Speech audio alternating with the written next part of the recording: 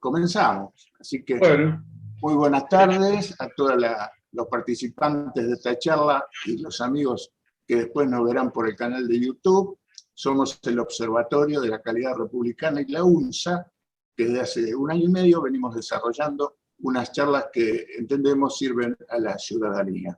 Hoy vamos a tener el gusto de escuchar la disertación del doctor Fernando Barba. Fernando Barba es profesor de grado de Historia en la Universidad de La Plata y de posgrado. Ha sido profesor en el área de Historia de la Universidad de La Plata y luego también director en el doctorado de Historia en la misma, y entre su numerosa obra podemos destacar una tríada que seleccioné, que escribió sobre la Universidad de La Plata en el centenario de la nacionalización, otro tema sobre el que hoy nos va a hablar, que es el tema capital y la fundación de La Plata, y luego escribió también sobre los autonomistas del año 70, que fue un proyecto provinciano con una proyección nacional. Así que bueno, además debemos agregar que ha participado de distintos lugares de la Academia Nacional de Historia Argentina. Así que, doctor Barba, le damos las buenas tardes y escuchamos su charla. bueno, muy bien, muchas gracias. Básicamente voy a hablar un poco de la Fundación de La Plata y esto está centrado en el proceso político que llevó a la capitalización de Buenos Aires y la consecuencia de la fundación de la nueva capital. La Fundación de La Plata fue la culminación de una larga evolución que se inició de forma fácilmente observable en 1820, cuando, por primera vez y como consecuencia de la victoria de las provincias del litoral sobre Buenos Aires, tras varios años de desencuentros, se produjo la caída del directorio y la consecuente disolución del poder central. Hasta entonces, casi naturalmente, las autoridades nacionales nacidas de la Revolución de Mayo residieron en Buenos Aires y así lo hicieron durante la primera década independiente. Pero producidos los hechos mencionados, que entre otras consecuencias provocaron el 17 de febrero de 1820 el surgimiento de Buenos Aires como provincia, y la ciudad del mismo nombre se convirtió en capital de aquella. A partir de ese instante, el provincialismo porteño defendió, en cuanto ocasión tuvo, de forma firme los derechos posesorios sobre la mayor ciudad de Argentina, no solo por el prestigio y derecho territorial natural, sino también por los beneficios económicos que reportaba su aduana, a través de la cual se realizaba casi exclusivamente el comercio internacional, y por el consecuente poder político que a su vez se derivaba de ello. Con las palabras siguientes y apretada síntesis, historiaremos el proceso que llevó en 1880 a convertir a Buenos Aires en capital de la nación y su consecuencia directa, la fundación de La Plata, la nueva capital de la provincia de Buenos Aires. El tema de la capital de la República no fue tratado en forma orgánica hasta que se reunió el Congreso General Constituyente en la ciudad de Buenos Aires el 16 de diciembre de 1824. El mismo convocó, por primera vez desde el año 1820, los representantes de las Provincias Unidas del Río de la Plata. Aspiraba a la convocatoria a encauzar los anhelos de unión y era la consecuencia directa de la obra y acción del Grupo Rivadaviano y a su vez de los gobiernos provinciales al llamado y enviando la representación de sus pueblos. Este congreso fue el que tuvo la mayor representación del antiguo territorio del Virreinato del Río de la Plata, y mientras estudiaba el proyecto constitucional, los congresales, ante la situación de guerra que se vivía por entonces con el Brasil, usurpador de la banda oriental, los congresales creyeron conveniente e indispensable quedar el cargo y elegir un presidente a fin de fortalecer y concentrar el poder en tan críticas circunstancias. El 8 de febrero de 1826 tomaba posesión de su cargo el electo Bernardino Rivadavia, quien al día siguiente pasó al Congreso un oficio acompañando un proyecto de ley por el que se declaraba capital del Estado la ciudad de Buenos Aires, con todo el territorio comprendido entre el puerto de Las Conchas, es decir, el actual Tigre, y el de la Ensenada, entre el Río de la Plata y el Río de las Conchas, actualmente el Reconquista, y desde este tirando una línea paralela al Río de la Plata hasta dar con el Santiago, quedando dicha zona bajo la jurisdicción nacional. una acotación, el resto de las provincias se iba a dividir en dos, de hecho nunca se hizo y quedó toda la provincia quedó federalizada. El 22 de febrero de aquel año se comenzó a tratar el despacho de la Comisión de Negocios Constitucionales, siendo el principal defensor el ministro de Gobierno. Luego de largas e importantes discusiones, el proyecto fue aprobado por 25 votos contra 14.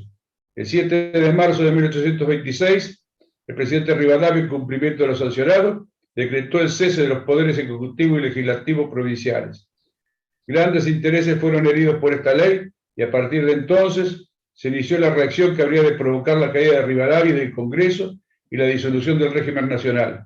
Resurgía así la provincia con un vigor que la sobrepondría a la nación durante muchos años. Durante el largo periodo, es decir, 1829, 1832 y 1835, 1852, dentro del cual se desenvuelven los dos gobiernos de Juan Manuel de Rosas en la provincia de Buenos Aires, no se volvió a plantear la cuestión nacional de la capital de la República.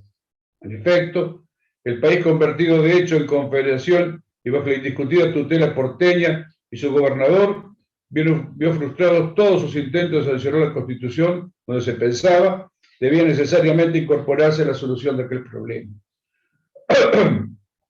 Producida el 3 de febrero de 1852 la caída de Rosas, como consecuencia de su derrota en la batalla de Caseros, Urquiza inició el proceso que habría de llevar a la convocatoria a Congreso Constituyente.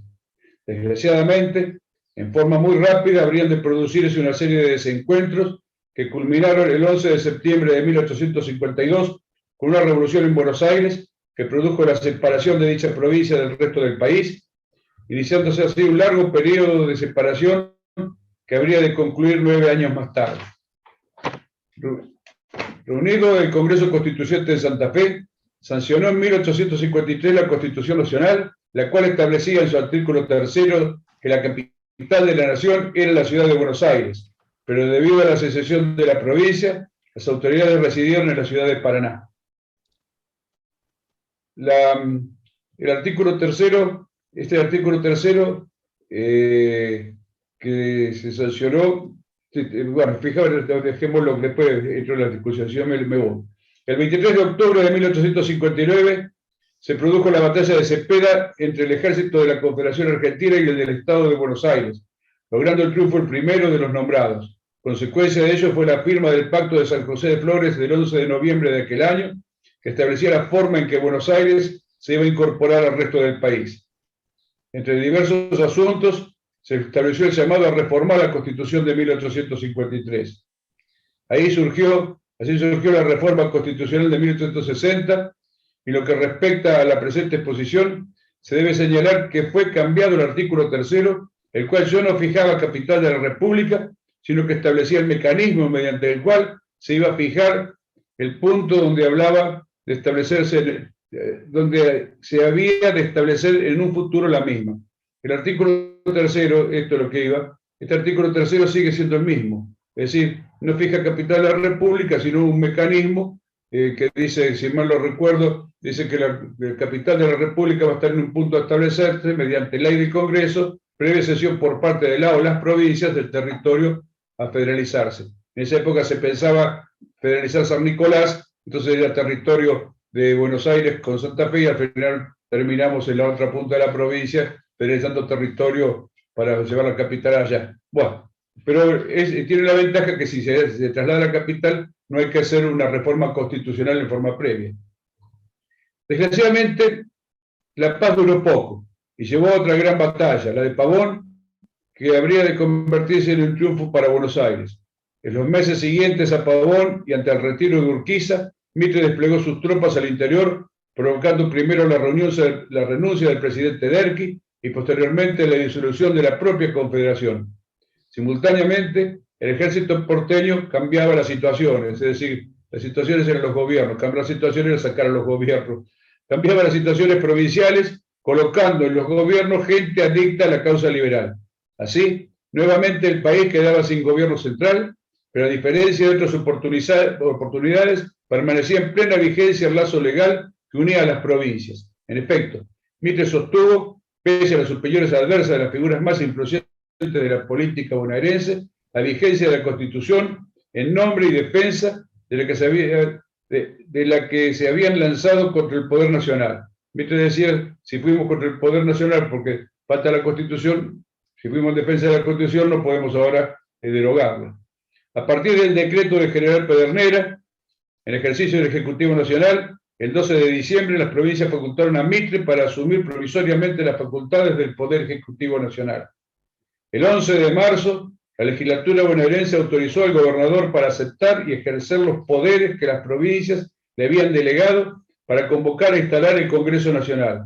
El 12 de abril se establecía que la autoridad delegada por los pueblos se ejercerá bajo la denominación de Gobernador de Buenos Aires, encargado provisorio del Poder Ejecutivo Nacional. En ejercicio del Ejecutivo Nacional, Mitre envió el 7 de junio al Senado de la Nación un mensaje solicitando la ley de capital de la República. El 20 de agosto el Congreso votó la ley que federalizaba todo el territorio de la provincia de Buenos Aires. Pasada la revisión de la legislatura provincial, fue acompañada por un mensaje dirigido por Mitre, en el que se decía que la había apoyado como una cosa seria que tenía en vista hacer efectiva la nacionalidad argentina sobre la base de la provincia de Buenos Aires. Este proyecto provocó la ruptura del hasta entonces pétreo Partido Liberal. El sector liderado por Adolfo Alsina tomó el nombre de autonomista, mientras que el que quedó bajo la dirección de Mitre adoptó la denominación de nacionalista. Prácticamente durante 20 años son los partidos que manejaron la provincia en forma alternada, o más o menos alternada. La Comisión de Negocios Constitucionales del Senado Provincial, aconsejó no aceptar la ley condicional del 20 de agosto. Félix Frías, miembro informante, pronunció un extraordinario discurso en respuesta al ministro de Gobierno, don Eduardo Costa. Defendió la integridad de la provincia y dijo: un pueblo que abdica a su soberanía deja de ser un pueblo. El 4 de septiembre se votó el dictamen y fue aprobado por 14 votos contra 10, quedando por lo tanto rechazada la ley nacional que federalizaba a Buenos Aires. Acá se aplicó lo de la previa sesión por parte de la legislatura provincial del territorio federalizado, se negaron. Mitre buscó entonces otra solución. El 19 de septiembre se dirigió a la Asamblea Legislativa Provincial invitando a manifestar su parecer sobre cualquiera otra combinación que haga posible la organización nacional. El presidente del Senado contestó diciendo que la provincia hubiese preferido la coexistencia de las autoridades o que la capital federal se hubiera instalado en San Fernando o en otro punto de la provincia, pero que haciendo un gran sacrificio proponía como bases para una nueva ley las siguientes cláusulas. Primero, declarar a la ciudad de Buenos Aires residencia de las autoridades nacionales hasta que el Congreso dictase una ley capital permanente. Segundo, las autoridades provinciales podían seguir residiendo en Buenos Aires. Tercero, la ciudad de Buenos Aires tendría representación en la legislatura provincial. Cuarto, todos los establecimientos e instituciones provinciales seguirían gobernados por las leyes de la misma. Quinto, la ley sería revisada a los 5 años por el Congreso de la Nación y la legislatura provincial. Esto era sancionado por Buenos Aires el 25 de septiembre y el Congreso dictó el 1 de octubre la ley llamada de compromiso, declarando a Buenos Aires 5 años asiento de las autoridades nacionales. La legislatura provincial obviamente las aceptó y el día 7 el Mitre la promulgó. Una vez más, se dejaba para un futuro incierto la solución definitiva del problema ante la obsesión del porteñismo de no reconocer lo que decía la historia, la tradición y la necesidad. Esta ley terminaba el 7 de octubre de 1867, es decir, 5 años después de su sanción. Y las autoridades provinciales no estaban dispuestas a consentir su prórroga, por lo que al día siguiente el ministro del Interior, Guillermo Rawson, comunicó a los gobiernos de provincia que el gobierno nacional había dispuesto, en acuerdo de ministros, devolver a la provincia de Buenos Aires la jurisdicción que le acordaba la ley de 1862. Informaba además que el Poder Ejecutivo había resuelto fijar la residencia del gobierno nacional en la ciudad de Buenos Aires, basándose en el derecho de simple residencia que los poderes públicos nacionales tienen en cualquier punto del territorio argentino.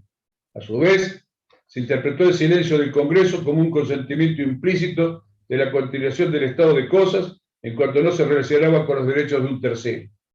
Durante 6 años consecutivos, es decir, entre 1868 a 1873, el doctor Joaquín Granell presentó y sostuvo el proyecto de federalizar la ciudad de Rosario de Santa Fe, También Nicasio Oroño, célebre gobernador de Santa Fe, que fue el primero que puso el divorcio, el matrimonio civil en la Argentina, casi más lo echan de la provincia, por supuesto. Tanto como diputado primero y luego como senador, insistía, como en su momento Valentín Alsina, en la necesidad imprescindible de dictar la ley capital permanente. Lo cierto es que los proyectos de capitalizar Rosario, como otros puntos, fueron sistemáticamente rechazados por diversos motivos. Las leyes de capitalización de dicha ciudad fueron vetadas en 1868 por Mitre y las de 1869 y 1873 por Sarmiento. Este también vetó en 1871 una ley que fijaba la capital a las inmediaciones de Villa María y Villanueva en Córdoba. Villanueva está pegadito a Villa María y es como ahora es como si fuera Tolosa con La Plata.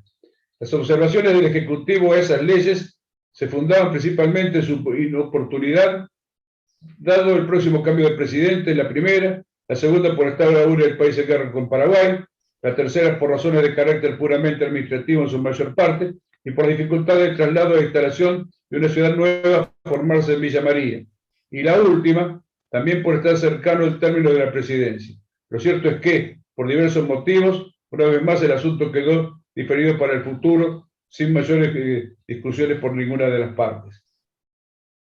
Así se va gestando lentamente el camino hacia la revolución de 1880.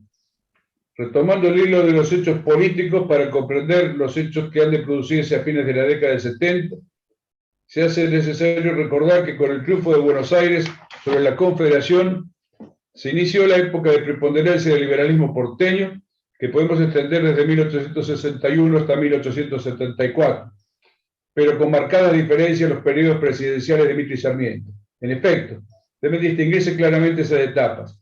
La primera, durante la gestión presidencial de Mitre, donde el Partido Nacionalista se impone en todas las provincias del interior, excepto en Entre Ríos, donde el general Urquiza, arreglo mediante con el entonces gobernador porteño, continuó gobernando. Esta época está asignada por la lucha de un federalismo masivo, desbordante y popular, que intenta reconquistar las posiciones perdidas. Hay que recordar lo de Felipe Varela, lo del Chacho Peñalosa, como las más importantes. Esta guerra de los gobiernos contra los pueblos, al decir de Somariva, concluía en enero de 1868 con el triunfo del gobierno y sin el apoyo del general Urquiza a la causa federal, terminó con aquel federalismo para dejar el camino expedito a nuevas formas de manifestarse por parte del interior.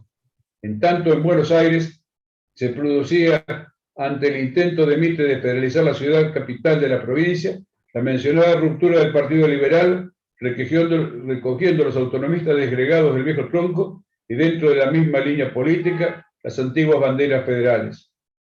No debe extrañarnos entonces que viejas figuras del federalismo porteño se reincorporaran a la política provincial a través de su participación en el Partido Autonomista, entre otros Bernardo de Irigoyen y Diego de Alvear. Bernardo de Irigoyen era como un exiliado político, estaba en Buenos Aires, pero no dejaba participar en política. Bueno, ahí se incorpora Diego de Alvear, en un gran terrateniente, fundador de pueblos acá en el noroeste de la provincia de Buenos Aires y en el sur de Santa Fe.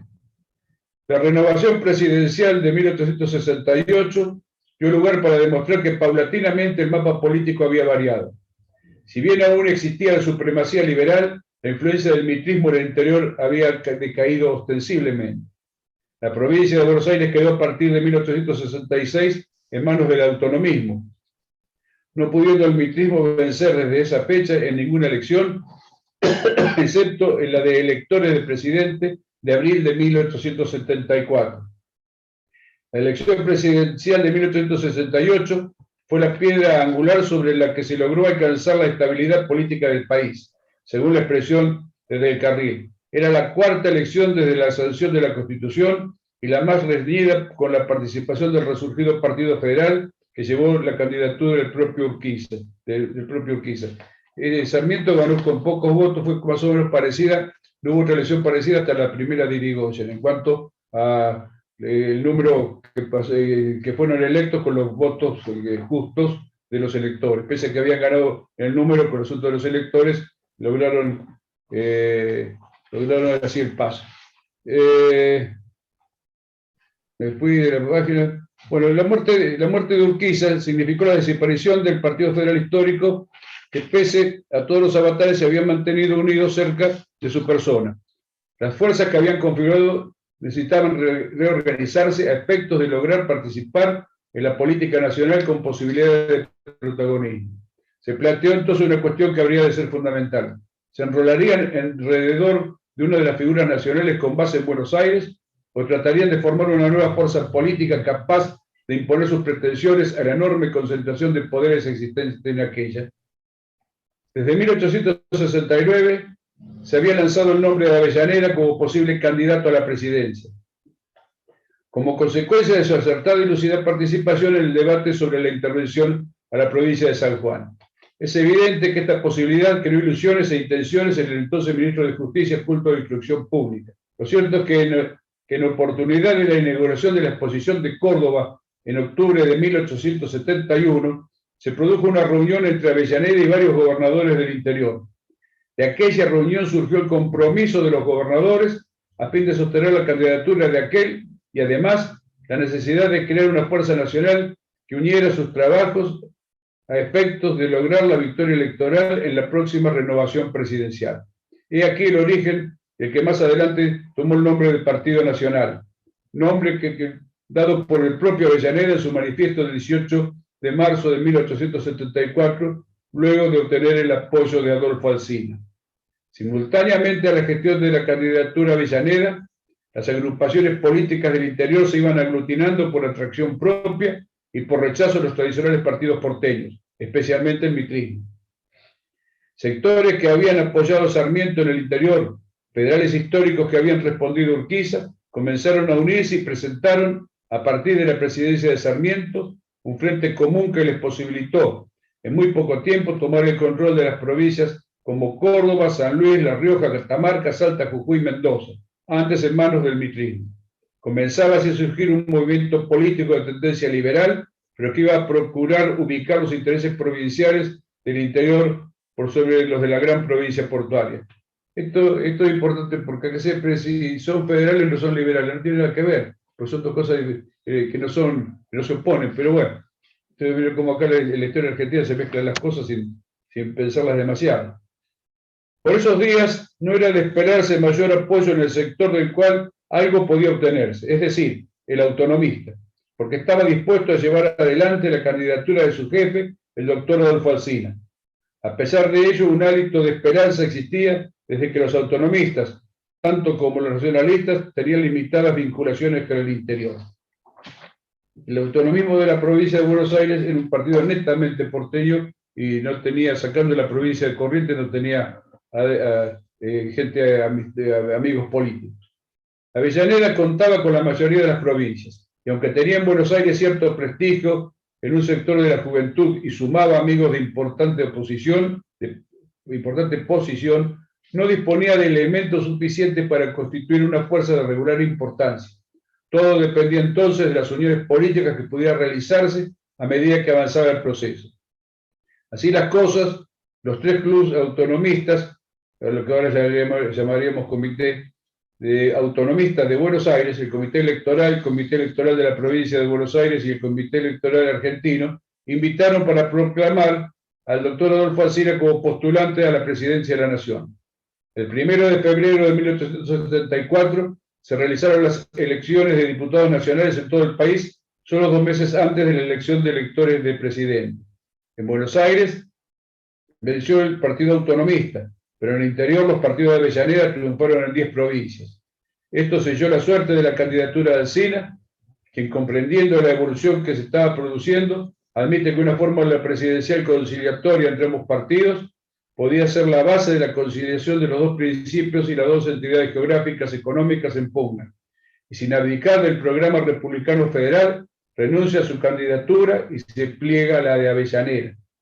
El 15 de marzo, el doctor Alsina expresaba que, estudiando hoy fríamente la situación electoral de la República, he llegado a convencerme de que debo retirar mi candidatura porque ella no tiene apoyo suficiente para que triunfe, teniendo en cuenta las afinidades que existen entre el partido que lo sostiene a Avellaneda y el que me honró, no he vacilado en ofrecerle mi concurso. La única base que convenido con el doctor Avellaneda es constituir un gran partido nacional que atraiga a su centro a los elementos dispersos de los otros. Es innegable que Alsina no renunciaba a su programa, pero sí lo hacía desde el punto de vista nacional, al reducir a su partido a una simple entidad provincial, a pesar de su incorporación a un partido que abarcaba todas las provincias. Es probable también que buscara garantías para su provincia y no quedar personalmente descolocado en la política nacional, como hubiera sucedido en caso de mantener su candidatura, convertida desde el 1 de febrero en algo electoralmente insostenible. Por otro lado, consiguió de esta forma poner a un hombre de su confianza, Mariano Acosta, entonces gobernador de Buenos Aires, como candidato a ocupar la vicepresidencia de la Nación. El 12 de abril de 1874, la fórmula Avellaneda-Acosta triunfó en 11 provincias, pero fue derrotada en Buenos Aires, donde 2 meses antes los alcinistas habían triunfado. Y es muy difícil pensar que estos perdieron por fraude, porque si lo hubo, y seguramente sin duda lo hubo, lo realizó el autonomista, dueño de la situación provincial. Tal vez muchos de sus seguidores se abstuvieron y otros prefirieron votar a Mitre que aceptar a un provinciano impuesto por el interior. Acá viene, en este año 74, cuando se produce la revolución mitrista, que muchos que escriben y no estoy un poquito el asunto, dicen que el mitrismo se levantó en armas contra la nación cuando perdieron la elección de presidente. Mejor dicho, cuando ganaron la elección de presidente de la provincia de Buenos Aires. El mitrismo se levantó porque dijeron, ahora ganamos, también ganamos en febrero, pero hubo fraude y por eso perdimos la elección de febrero. Y habían presentado pedido de anulación de elecciones. Como cuando se aprueba, en julio se aprueba la elección de diputados, entonces ahí es cuando va el mitrismo. El mitrismo va protestando contra la designación de los diputados nacionales por parte de la provincia y no por la derrota o porque el Mitre no iba a ser presidente. Bueno, entonces, desde la llegada de Avellaneda a la presidencia, se puede afirmar que las oligarquías del interior pasaron a comandar la política nacional, aunque la posición y peso de Buenos Aires dentro de la misma siguió siendo de suma importancia, y el prestigio de su figura se mantuvo intacto, de tal forma que estas, caso Alsina, podían tener fundadas esperanzas de convertirse en candidatos presidenciales. En 1877 se produjo un hecho político de gran importancia por sus consecuencias ulteriores. Los primeros años de la presidencia de Avellaneda fueron, especialmente en Buenos Aires, de una gran tensión política. El mitrismo y el nacionalismo, derrotado en su intento revolucionario de 1874, continuaba siendo fuerte y se mantenía en una abstención política rayana a la revolución.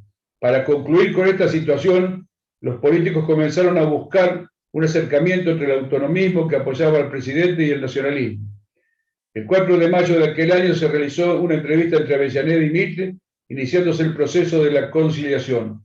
Esto provocó una ruptura dentro del autonomismo, ya que el sector moderado aceptó esa política, pero el elemento joven, liderado por el expresidente y estadista Domingo Faustino Sarmiento, se opuso y formó un nuevo partido.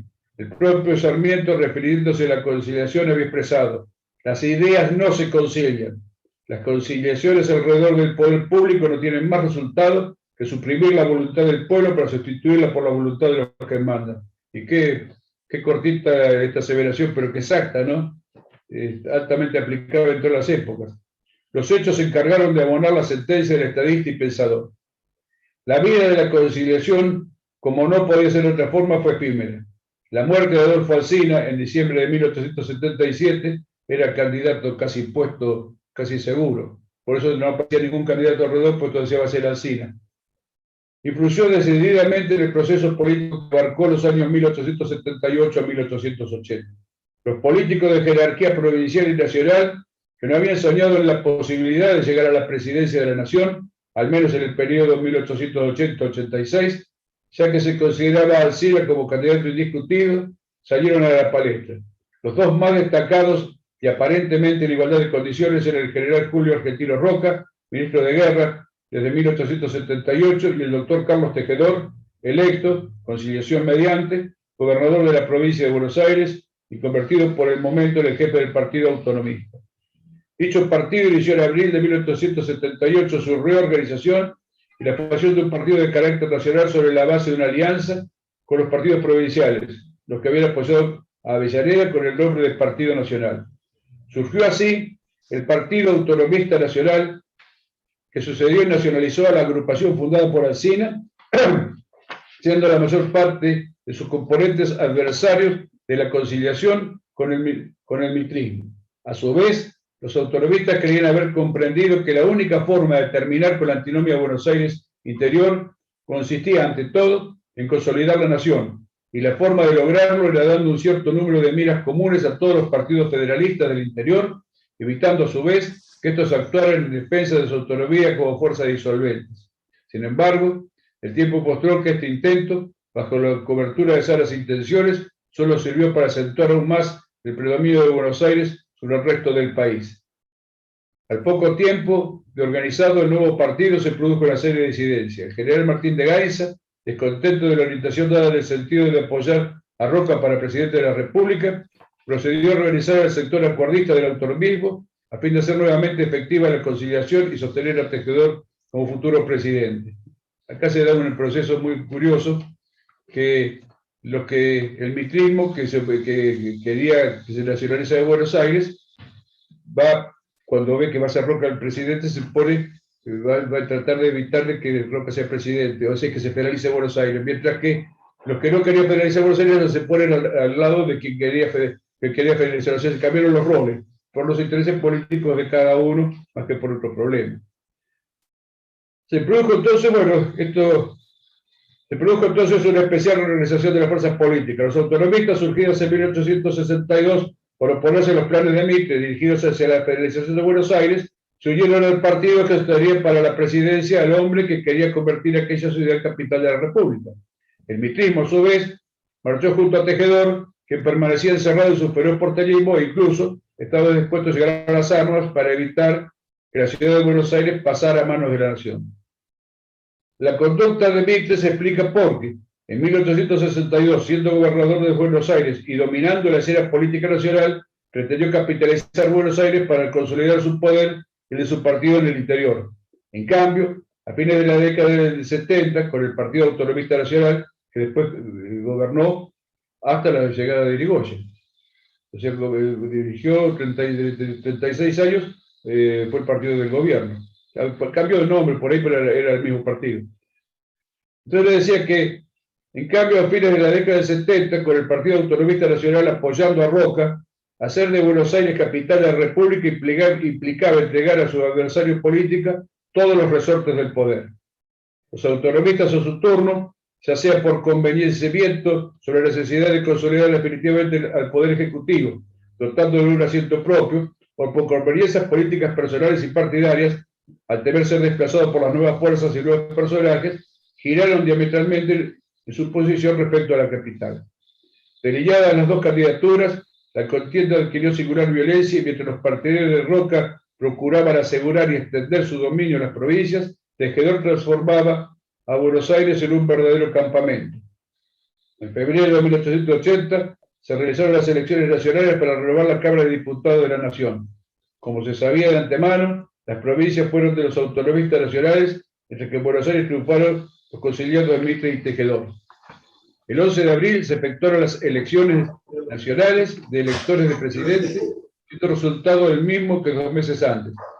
Tejedor triunfó solamente en su provincia y en Corrientes, de donde era su compañero de fórmula Saturnino Laspiu. A principios del mes de junio, la situación hizo crisis. El Riachuelo atracó una nave transportando armamento para el gobierno de la provincia. El 13 de proclama del presidente denunció el estado de insurrección de la provincia y, considerando peligrosa la estadía en la ciudad de Buenos Aires, se trasladó al pueblo de Belgrano, declarándolo residencia de las autoridades nacionales. Los diputados porteños se negaron a trasladarse y fueron declarados cesantes el día 24, ya en plena revolución. Así la situación, y sitiada la ciudad por el Ejército Nacional, comenzaron las hostilidades chocando diariamente las fuerzas en pugna y produciéndose numerosas bajas de ambas partes. El 20 de julio se luchó en Puente Alsina y el 22 en la meseta de los Corrales. Luego de estas acciones, se convino un armisticio entre ambas partes, llegándose después un arreglo definitivo sobre la base de la renuncia del gobernador, respeto a la autoridad del presidente y desarme de las fuerzas provinciales.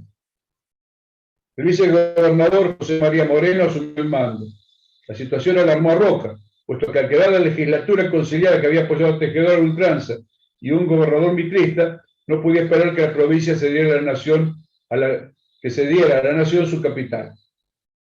Por presiones de este sobre Avellaneda, el general Bustillo, interventor militar de la campaña bonaerense, llamó a elecciones de diputados para renovar el legislativo provincial. Este avance del Poder Federal, apañado claramente por Avellaneda, hizo que Moreno renunciara, quedando desde ese momento Buenos Aires en manos del gobierno nacional. El presidente de la Nación había anunciado el 24 de julio que este proceso habría de terminar con la federalización de Buenos Aires, resolviéndose definitivamente el problema de la capital de la República. Siguiendo a Salvadores, podemos afirmar que los acontecimientos que se desarrollaron hasta que se dictó la ley de federalización de la ciudad de Buenos Aires asignaron al doctor Nardo Rocha, senador nacional por Buenos Aires, un papel descollante en la dirección de la política nacional y en la solución del problema de la capital. Al producirse la renuncia del Tejedor, se reunieron en Belgrano los doctores Rocha, Pellegrini y Aristóbulo del Valle y convinieron que el primero de ellos sería el gobernador de Buenos Aires. Rocha, a partir de ese momento, se convierte en el conductor de la política que concluiría con la formación de la planta. Fue quien presentó la minuta del Congreso, declarando disuelto la legislatura porteña hostil y convocando a nuevas elecciones.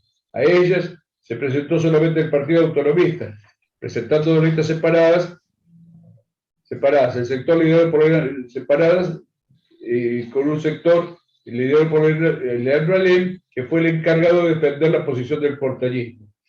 Ahí vino ese famoso debate entre Hernández y Alena duró 3 días seguidos, terminó diciendo, yo no hablo para el presente, hablo para la posteridad. O sea, la posición de José Hernández era que para consolidar el poder político del presidente había que tenerlo en la capital y que la capital tenía que ser Buenos Aires, mientras que Leandro Alem decía que un presidente con el apoyo político y económico que significaba manejar Buenos Aires iba a hacer lo que quería. Bueno, a la larga se vio que tenía más razón Alem que Hernández, pero bueno, era una cosa además que no se podía evitar en ese momento. El doctor José María Romero fue designado vicepresidente primero de la Cámara de Diputados y asumió el gobierno de la provincia con carácter provisorio y designó a Carlos D'Amico, íntimo amigo de Rocha, como ministro de Gobierno. El 24 de agosto, Avellaneda envió al Congreso un proyecto de federalización del municipio de Buenos Aires. Rocha fue el miembro informante de la Comisión de Negocios Constitucionales y, por supuesto, habló a favor de la idea presidencial.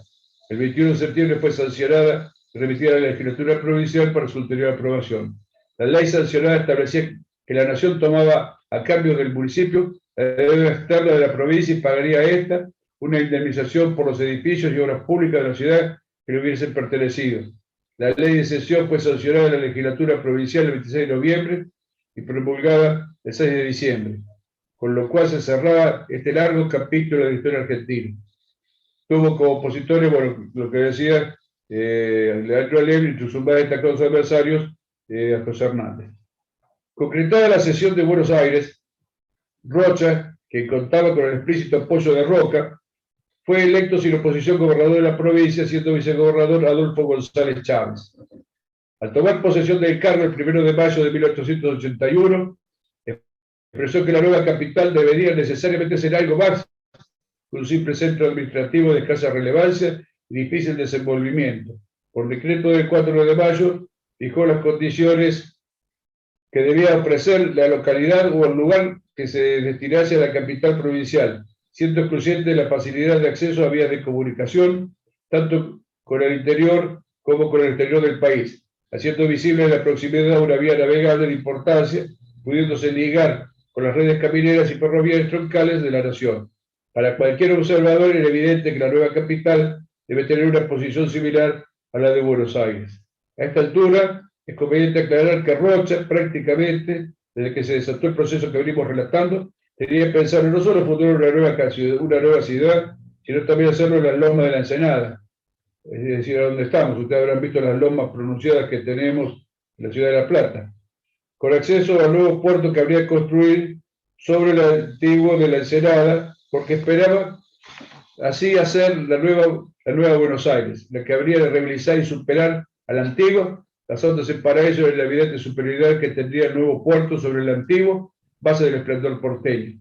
Sin embargo, el tiempo se encargaría de demostrar que, aislada del interior por no acceder a la red ferroviaria nacional, la simple tenencia de un buen puerto no sirvió a La Plata para superar a la capital. Sin embargo, los estudios lo mismo se realizaron con el propósito de contrarrestar las influencias que harían valer varias ciudades y pueblos tradicionales de la provincia. Para realizar los estudios, Rocha formó una comisión que estuvo constituida por el senador nacional de la provincia, Aristóbulo del Valle, el doctor Eduardo Costa, Eduardo White, Faustino Jorge, Manuel Porcel de Peralta, Antonino Cambaceres y Saturnino Santos Unzué, Francisco Lavalle y José Manuel Ramos Mejía. Las localidades que la comisión debió estudiar eran Ensenada, Quilmes, Barracas al sur, Avellaneda, Olivos, San Fernando, Zárate, Chascomús, Dolores, Mercedes, San Nicolás, Belgrano y San José de Flores. Piensen ustedes que Belgrano y San José de Flores actualmente son dos barrios de la ciudad de Buenos Aires, ¿no? Debía específicamente en todos los casos estudiar las ventajas e inconvenientes que se ofrecían. El 1 de octubre de 1881 se expidió la comisión, habiendo estudiado en forma separada las ventajas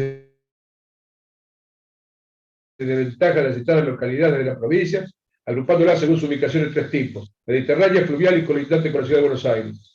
La comisión concluyó opinando que las localidades que reúnen el mayor número de condiciones para el establecimiento de un gran centro de población, es decir, condiciones higiénicas, hidrográficas y administrativas, son Campana, Las Lomas de la Ensenada y Zárate, en primer término, y subsidiariamente Quilmes, Olivos y San Fernando, o los pueblos de la línea férrea del oeste, desde Moreno hasta Mercedes, si es que se hubiera elegido una ciudad mediterránea. Sobre este informe y especialmente sobre el censo de la provincia de Buenos Aires del 8 de octubre de 1881, el 14 de marzo de 1882 Rocha elaboró otro proyecto que fue enviado junto al mensaje que elevó la legislatura a efectos de capitalizar el municipio de Ensenada. En ese informe se dividían las zonas susceptibles de ser capitalizadas en 4, y en realidad estaba dirigido a demostrar que ninguno de los pueblos o ciudades existentes era apto para la nueva capital, puesto que hasta el mismo pueblo de Ensenada era descalificado de estar rodeado por zonas bajas y anegadizas que no permitirían el establecimiento de una gran ciudad. La comisión especial había designado como lugar apto Las Lomas de la Ensenada, lugar que eligió el Poder Ejecutivo Provincial. Lo que evidentemente indujo a Rocha a elegir el mencionado lugar era la proximidad del precario puerto ensenadense, el cual, sin embargo, podía ser fácilmente convertido en un gran puerto. El puerto de Ensenada estaba, el muelle original estaba en la desembocadura del Doña Flora, sobre el río Santiago. Ahí estaba, eso era el puerto. Y por supuesto el río que se usaba contra protección de muchos barcos grandes, anclaban ahí porque estaban protegidos cuando había tempestades. Lo cierto es que la provincia no se resignaba a no tener más un gran puerto sobre el río de la Plata. Además, la calidad de los terrenos de la zona ofrecía suficiente capacidad para levantar grandes edificios, tierras aptas para la agricultura y ganadería, facilidad para la provisión de grandes cantidades de agua potable y posibilidades ciertas de extender la ciudad a medida que fuera necesario. El 20 de abril de 1882 fue sancionado con algunas modificaciones por la Cámara de Senadores, con solo 3 votos en contra, uno de ellos del senador Ortiz de Rosas, que sostenía que la exclusiva razón para instalar nueva capital en Ensenada era la superioridad de su puerto sobre el de Buenos Aires. Sin embargo, no creía que la nueva capital, pese a ello, pudiera competir con Buenos Aires. La tenía clara este Ortiz de Rosas. Una de las modificaciones introducidas fue el artículo 2, puesto que se le agregó la denominación que debía llevar la nueva ciudad. En efecto, la nueva redacción con la que luego fue sancionado quedó de la siguiente manera: el Poder Ejecutivo procederá a fundar inmediatamente una ciudad que se denominará La Plata frente al puerto de la Ensenada sobre los terrenos altos. Eso dice que lo hizo José Hernández. En el archivo está el documento y estaba así intercalado con un cosa que dice, le agregó eso, que se denominará La Plata. Espero que no nos hayan perdido el documento. Bueno, de cualquier modo está publicado. La Cámara de Diputados sancionó la ley en la sesión extraordinaria del 27 de abril por 25 votos contra 5. La ley fue promulgada el 1 de mayo, declarando así capital de la provincia de Buenos Aires al municipio de Ensenada, elegido de la nueva ciudad de 6 leguas cuadradas, y declaraba de utilidad pública las tierras cuyos límites serían al noreste Félix Osornio, Ejido de la Ensenada y Jorge Bell. Al noroeste, Jorge Bell, que son todos los terrenos estos que iban desde donde terminaba los bañados hasta todo lo que es Itibel, hasta Estancia Chica y Estancia Grande. Eran las dos. La estancia grande es donde está, la casa de ellos era donde está la casa de casinos oficiales del batallón de comunicaciones. La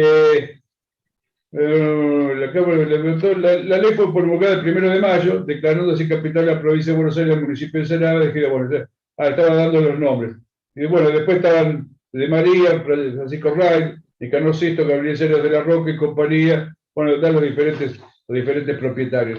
Los terrenos que así, por ley se expropiaron, fueron entregados a una comisión especial y por fin, y luego de un largo proceso histórico narrado, el 19 de noviembre de 1882, se produjo la fundación de La Plata con la colocación de la piedra fundamental. Bueno, hasta ahí los antecedentes. Espero que no haya sido demasiada perorata y que le haya resultado instructivo la misma.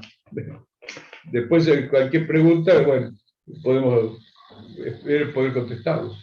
Sí, si podrías agregar algún argumento más sobre la posición de Alem antes de la capital. Bueno, Alem básicamente, bueno, son tres días el que habló el hombre, ¿no? Pero básicamente él fundamentaba que un poder ejecutivo con las condiciones, con los altos poderes que otorgaba con los altos poderes con una constitución presidencialista, como la constitución argentina, apoyado en Buenos Aires, iba a tener un predominio y que eso iba a ir aplastando el federalismo de las provincias. Esa es la base fundamental de la posición de Leandro Alem, ¿no?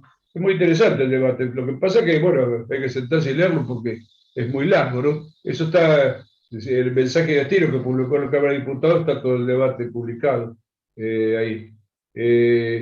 Y Hernández estaba por el otro lado diciendo que dado como se desarrollaba la política del país, si el Poder Ejecutivo tenía que estar basado en un lugar que le otorgara una posición política fuerte.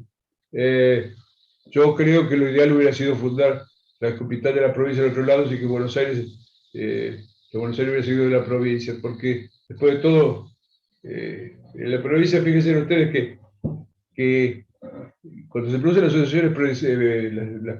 sucesiones presidenciales, la de Mitre fue impuesta por Buenos Aires y el liberalismo. La de Sarmiento, con apoyo de Federal del Interior, pero Sarmiento era un provinciano aporteñado. Ya Avellaneda, si bien se educó, como el padre fue asesinado cuando la revolución ahí del año 41, bueno, se crió afuera, pero tenía más relación con las provincias. Y por último llega Roca, que era un provinciano crudo, y que él mismo se asombra cuando se entera que Adolfo Alsina le daba el apoyo para su presidencia, ¿no?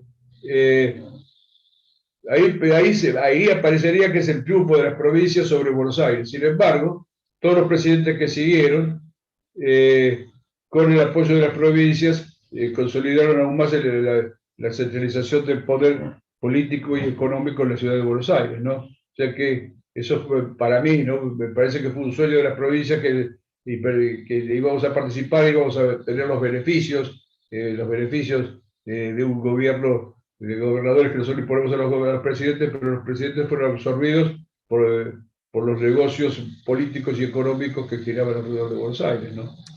Así que bueno, fue un sueño, pero era muy difícil romper a Buenos Aires. Además, por ejemplo, este buen muchacho Dardo Rocha decía: yo puedo hacer un puerto mejor que el de Buenos Aires. Sí, y era mejor, pero si no tenés un ferrocarril que te conecte por el único ferrocarril que teníamos era el de Buenos Aires y Puerto de la Ensenada, que llegaba hasta Tolosa y doblaba Ensenada, que después cuando se puso en La Plata, llevaron el ramal hasta La Plata, hasta el pasaje de Dardo Rocha, y después quedó, por 1908 quedó donde está ahora. O sea, si no tenés una red, en esa época no había camión, así que la forma de conectarse era el ferrocarril. El cono de los ferrocarriles iba a la ciudad de Buenos Aires. Y necesitabas casas consignatarias que fueran al puerto, o sea, no había estructura para competir contra Buenos Aires. Y bueno, lo que pasa es que Rocha también tenía sus pretensiones de ser presidente. Bueno, había una pregunta pendiente, el doctor Pisani, ¿qué opinaba sobre el tema capital federal? ¿Viste? De Cava, sí. Esa creación jurídica que se han hecho estos últimos años. Sí, es una mezcla. Bueno, yo no soy precisamente jurista para lo que yo veo que es un engendro muy... Es una especie de engendro. Prácticamente es una provincia más ahora, desde el punto de vista de su autonomía federal y todo eso, pero esa convivencia que tiene con los presidentes pasa como pasaba cuando en la época anterior a la federalización, ¿no? Es eso, no sé, yo cuando lo hicieron, me preguntaba en esa época qué opinaba, y digo, bueno, a mí me parece una cosa rara que no sé qué resultado va a tener, ¿no? Hasta ahora no son los resultados más brillantes, sobre todo cuando son de diferentes signos políticos, ¿no? Y la ciudad de Buenos Aires políticamente, obviamente, es fuertísima, ¿no? Y tener a dos personajes que no se quieren a tan corta distancia uno de los otros no es lo mejor. Pero bueno, son las soluciones de momento que se toman siempre en la Argentina, pensando en arreglar, tapar el agujero actual y no pensar en el futuro, ¿no? Vivimos tapando agujeros. Desgraciadamente los políticos, un sector muy grande, por lo menos los que manejan la política y que son los que consiguen los votos, están tapando agujeros y no tienen un pensamiento, no digo para 10 años ni para 3 años, pero para 3 años, ¿no? Es un mal que se ha venido generando hace tiempo y ahora es demasiado notorio, ¿no? Demasiado notorio, qué sé yo. Así que, pero más de eso no puedo opinar porque realmente, jurídicamente, no me quiero meter en una cosa que no es la mía, ¿no? Pero sí, pero me parece raro, yo acompañando un poco lo que dice del engendro Fernando, si me permitís, Juan Carlos. Sí, por favor. Voy a hacer una pequeña acotación que tiene que ver, sí, con el engendro jurídico. Buenos Aires no tiene constitución, a pesar de que a todos los porteños se nos dice que está la constitución de la ciudad de Buenos Aires. Buenos Aires tiene un estatuto, por eso no tuvo una constituyente, tuvo una estatuyente. Y tampoco tiene una Cámara de Diputados, son legisladores locales. O sea, es una cosa extraña, un estatus jurídico raro el que se le dio, que son estos inventos argentinos, como bien decís vos. Por eso son los problemas que tenemos desde el punto de vista jurídico, inclusive con un tema fundamental, con la justicia, que está el doctor Guillermo López, que lo conoce, conoce perfectamente bien esto. Bueno, y esto se va derivando en otras cuestiones de la ciudad de Buenos Aires. Este engendro no terminó en esa reforma constitucional que habilita que la ciudad de Buenos Aires tenga esta suerte de autonomía, y que es un Estado, sí, es un Estado, pero no es una provincia. O es una provincia. ¿Tiene categoría de provincia? ¿O no la tiene? No la tiene, parece. Por eso, es una simulación jurídica. Sí, tiene autonomía, pero sí, es cierto, eso es cierto, pero no me acordaba el asunto del estatuto, ¿cierto? No tiene constitución, tiene un estatuto, que no es lo mismo. No es lo mismo una constitución que un estatuto. Buenos Aires no tiene constitución. Nada más que eso, disculpen la... Un dato curioso le quiero dar. Ustedes saben que siempre se dice que el Plano de la Plata lo hizo Benoit. En realidad, yo no voy a decir que no lo hizo, ¿no? Pero recién en 1889 se dijo que el plano lo había hecho Benoit. Cuando se mandan los planos a la exposición de París. Porque yo una vez encontré, porque yo en el archivo me pasé revolviendo documentos toda mi larga estancia ahí, y encontré el proyecto que había presentado el arquitecto, creo un arquitecto muy conocido, que era Juan M. Burgos, que está el plano que él presenta, es el cuadrado con las diagonales, que después de eso se le mandó al departamento de ingenieros que le dieron algunos retoques, pero la idea del cuadrado con diagonales y plazas en cada corte de avenida, el plano ese lo hizo Burgos. Lo hizo Burgos en 1881, ¿no? O principio del 82. En el 82, D'Amico, que era el ministro de gobierno de Rocha, lo mandó ahí, ¿no? Y además, que acá lo tengo anotado por esta parte, y decía el autor, bueno, que el plano este lo mandó y decía que la fundamentación teórica explicaba que la orientación de sus calles dependía de la salubridad e higiene general y particular de ellas, condiciones primordiales para su adelante y desarrollo, y que debía adoptarse el sistema de calles rectas y perpendiculares unas a otras, por cualquier otra traza, decía, ofrecería serias dificultades a la subdivisión del terreno, al tránsito, y no permitiría tan fácil ventilación que el fundamento de la salubridad de las ciudades. Bueno, y después hablaba de la necesidad de las plazas, de los cortes o sea, de esa, cada 6 cuadras una avenida, el corte de avenidas, que es el único lugar que no hay corte de avenidas, que no hay plazas en el 13 y 38. La Plaza Belgrano, que tendría que ser, que la Plaza Belgrano hace juego con el Parque Saavedra, o sea, 8 manzanas debían ser, y quedaron solamente, se dieron 2 solamente, y faltan 6 manzanas. Un día me explicaron, me dijo Prado, el famoso Prado, si se acuerdan, me dijo que era porque se estaban vendidas, pero si propinaron todo lo que estaba alrededor, que si estaba en algunas casas ahí, los volteaban y le pagaban a la gente. Bueno, la cuestión que no sé por qué fue, quedó el único cruce de avenidas que no tiene plaza es ese, ¿no? El de 13 y 38. Es como un dato curioso, ¿no?